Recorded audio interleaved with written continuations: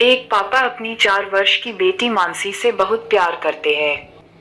Office से लौटते समय वह रोज उसके लिए तरह तरह के खिलौने और खाने पीने की चीजें लाते थे। मानसी भी अपने पापा से बहुत प्यार करती थी और हमेशा अपनी तोतली आवाज में पापा पापा कहकर बुलाती रहती थी। दिन बहुत अच्छे बीत रहे थे कि अचानक एक दिन मानसी को बहुत तेज बुखार आ गया। सब लोग घबरा गए।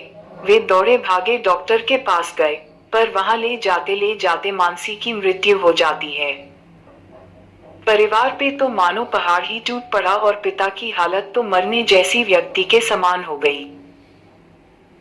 मानसी के जाने के हफ्तों बाद भी उसके पापा ना किसी से बोलते ना बात करते, बस हमेशा रोते ही रहते।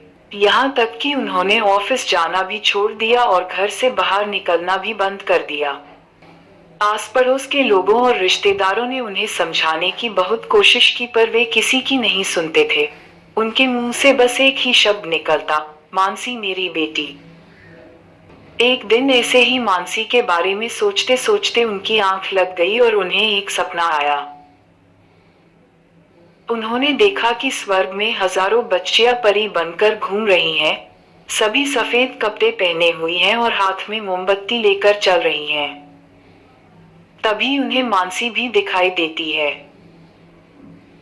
उसे देखते ही पिता बोलने लगे, मानसी मेरी प्यारी बेटी, सभी परियों की मोमबत्तियां जल रही हैं, पर तुम्हारी बुझी क्यों है?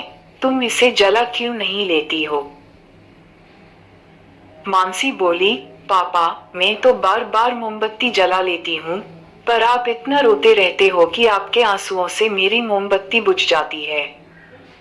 ये सुनते ही पिता की नींद टूट जाती है। उन्हें अपनी गलती का एहसास होने लगता है।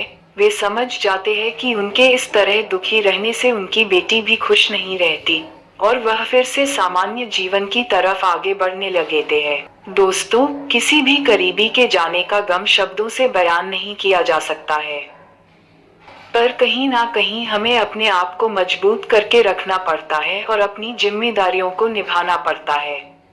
और शायद ऐसा करना ही मरने वाले की आत्मा को शांति प्रदान करता है।